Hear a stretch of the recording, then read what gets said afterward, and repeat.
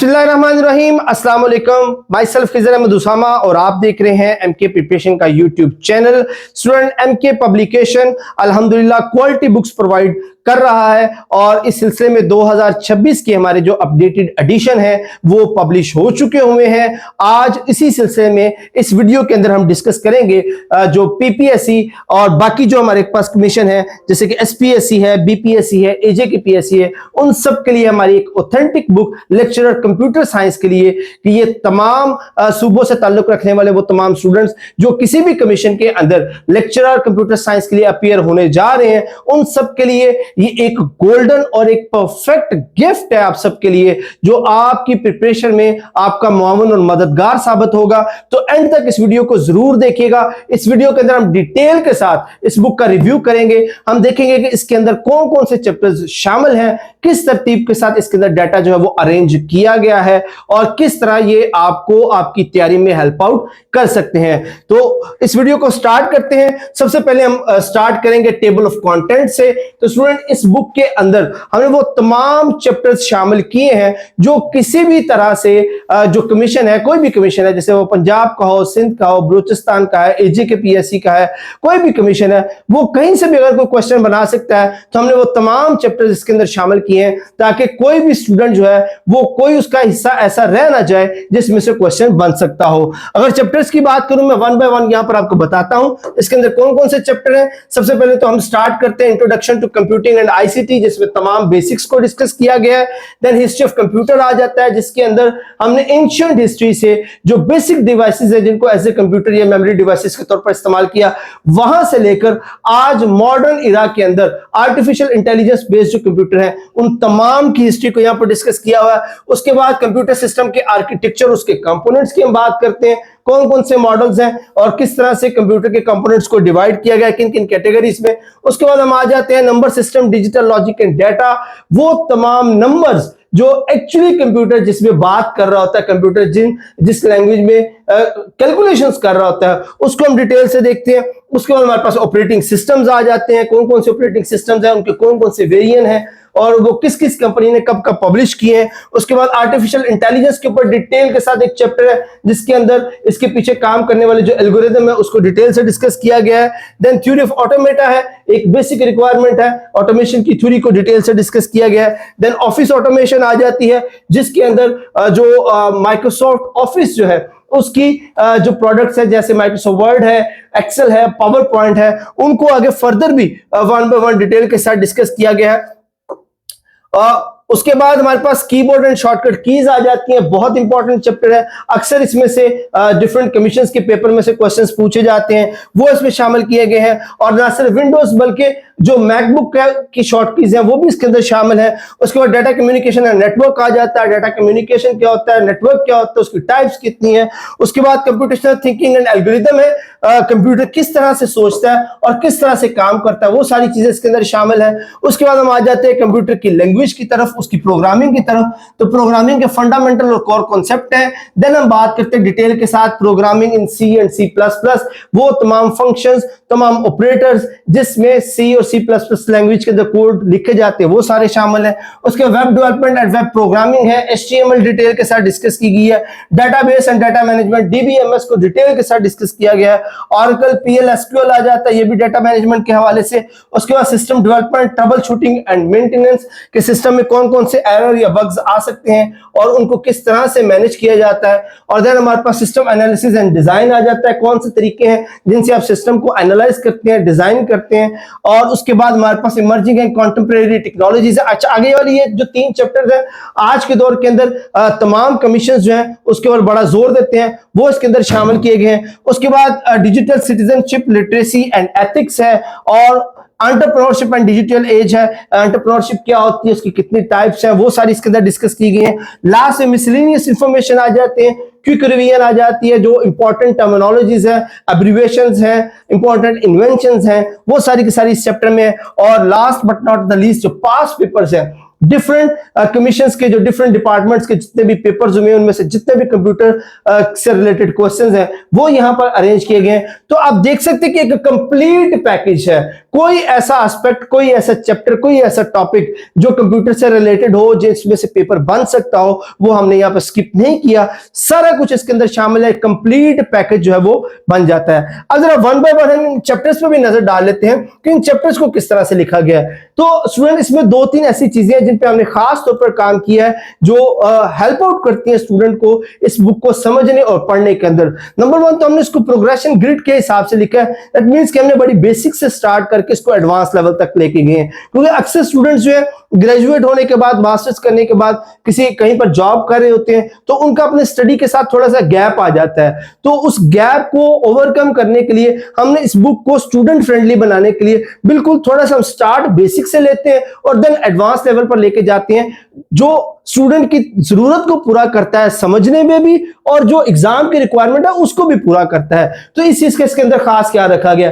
और उसके बाद जब चैप्टर खत्म हो जाता है तो for revision of your knowledge, अपने नॉलेज को रिवाइज करने के लिए वन लाइनर्स ऐड किए गए हैं, और फिर अपने नॉलेज को चेक करने के लिए प्रैक्टिस एमसीक्यूज जो है वो ऐड किए गए हैं। तो इस तरह से एक चैप्टर एक कंप्लीट पैकेज बनता है कि आप एक चैप्टर की पहले थ्योरी पढ़ें, उसको समझें, अंडरस्टैंड करें, देन वन लाइनर की सूरत में अपने नॉलेज को रिवाइज करें, और एट द एंड उस सारे नॉलेज को प्रैक्टिस करें कि आपकी अंडरस्टैंडिंग किस लेवल तक है। तो इस एक चैप्टर कंप्लीट करने के साथ स्टूडेंट 100% उस चैप्टर से फेमिलियर हो जाता है, उसके तमाम एस्पेक्ट को समझ जाता है।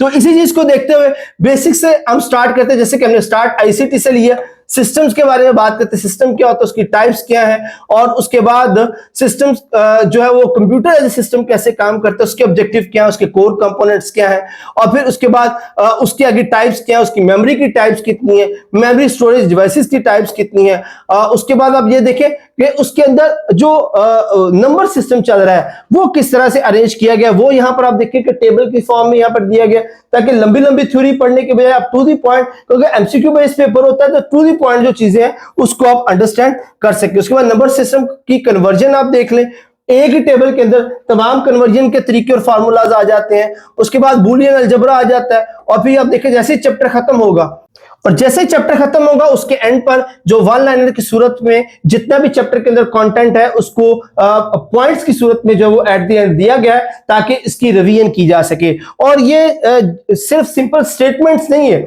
ये पूरे चैप्टर के जितने भी इंपॉर्टेंट टॉपिक्स हैं, जितने इंपॉर्टेंट कॉन्सेप्ट हैं, जितने इंपॉर्टेंट आइडियाज हैं, वो सारे के सारे वन लाइनर की फॉर्म में एट द एंड दिए गए, ताकि आपका नॉलेज जो है वो रिवाइज हो सके।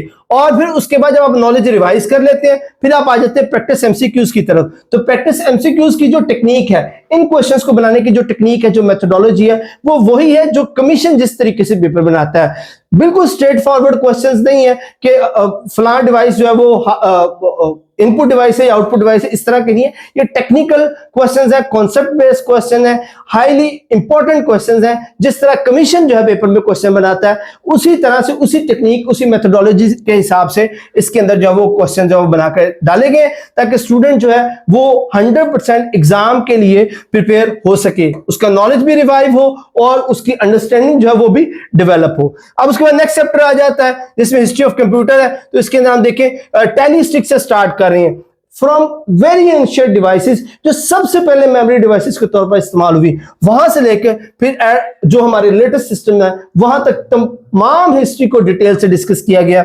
उसके बाद वन लाइनर्स आ जाते हैं, फिर हमारे पास जो है वो एमसीक्यूज आ जाते हैं। इस सब एक कंप्यूटर सिस्टम है, उसकी डिटेल है, उस टेबल की फॉर्म में इंफॉर्मेशन है, वन लाइनर्स है, एमसीक्यूज है, और इसी तरह जो फर्दर जो चैप्टर्स है वो मूव करते हैं। और इसमें आप देखिए कि इसको जितना कंटेंट है वो उसको बोरिंग नहीं बनाया गया, वो इस तरह बनाया गया कि स्टूडेंट फ्रेंडली और अंडरस्टैंडेबल हो, याद रखना आसान हो। जिससे आप देख सकते हैं कि यहाँ पर अगर कोई फंक्शंस या ऑपरेटर्स हैं तो उसकी कोडिंग को बकायदा लिखा गया, ताकि आप उसका कोर कॉन्सेप्ट समझ सके और उसकी अंडरस्टैंडिंग आपकी बिल्ड हो सके, ताकि जब आप पेपर में अपीयर हो तो आपके लिए कुछ भी ऐसी कोई चीज ना हो जिससे आप परेशान हो जाए और आप इसको समझे कि शायद ये आउट ऑफ सिलेबस चीजें दी गई हैं। और फर्दर जब हम ऑफिस ऑटोमेशन की तरफ जाते हैं, जो चीज मैं आपको दिखाना चाह रहा हूं कि वहां पर हमने इंफॉर्मेशन को सिंपली प्लेस नहीं किया हुआ, बल्कि चूंकि ये ऑफिस ऑटोमेशन एक प्रैक्टिकली करने वाला काम है, तो हमने इमेजेस के साथ उस चीज को क्लियरली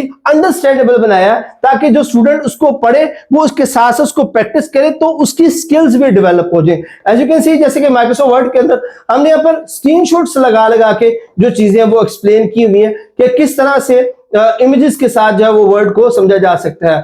आगे अगर हम बात करें पावर एक्सेल की, तो देखिए यहाँ पर एक्सेल के अंदर भी जितने फंक्शंस हैं, जितने बेसिक जो ऑपरेशंस हैं, उसको हमने इस पिक्चर्स की सूरत में इस बुक के अंदर दिया गया। और ना सिर्फ वहां पर एट द एंड देखिए कि फॉर्मूलाज, जो बेसिक फॉर्मूलाज इस्तेमाल होते हैं उनको यहाँ पर दिया गया, और कुछ आगे बहुत ज्यादा जो फेमिलियर फॉर्मूलाज हैं उनकी जो टाइप्स हैं, फॉर्मेट्स हैं, वो यहाँ पर दिए गए हैं ताकि समझना, याद करना और प्रैक्टिकली उसको इंप्लीमेंट करना आसान हो। इसी तरह आगे आप देख लें पावर पॉइंट के अंदर भी तो सेम इसी पैटर्न पर चलते हुए पूरी बुक के अंदर इन तमाम चीजों को डिटेल के साथ डिस्कस किया गया है, जो इस बुक को एक स्पेसिफिक बुक बनाती है, जो मार्केट में बाकी बुक्स अवेलेबल है उन सबसे मुमताज करती है। यही वो क्वालिटीज, वो फीचर्स हैं जिसकी वजह से ये बुक जो है वो तमाम बुक से बाजी ले जाती है और आपके रिकमेंडेशन में पहले नंबर पर ये बुक आ जाती है।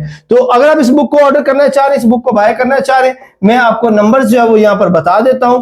इसको ऑनलाइन ऑर्डर करने के लिए नंबर्स हमारे पास ये स्क्रीन पर आपके सामने है 034842335593, 0342447091, 0333260545। इनमें से किसी भी नंबर पर कांटेक्ट करके आप इस बुक को ऑर्डर कर सकते हैं। याद रखिए, हमारी एमके पब्लिकेशन की बुक किसी मार्केट में, किसी भी बुक शॉप पर या किसी मार्केट में अवेलेबल नहीं है। ये सिर्फ हम इन ऑफिशियल नंबर्स के थ्रू ऑनलाइन ही प्रोवाइड करते हैं, और ऑर्डर करने के लिए आप सिर्फ इन्हीं नंबर पर कांटेक्ट करिए। इसके अलावा हम कहीं पर भी इस बुक को किसी भी स्टॉकिस्ट के पास, किसी शॉप पर या किसी मार्केट में हम इसको प्रोवाइड नहीं करते। तो ऑर्डर करने के लिए इन नंबर पर कांटेक्ट करें। अगर बुक के हवाले से कोई और इंफॉर्मेशन चाहिए हो, कोई क्वेश्चन आपके माइंड में हो, तो कमेंट सेक्शन में जरूर पूछेगा। Thank you so much. Allah Hafiz.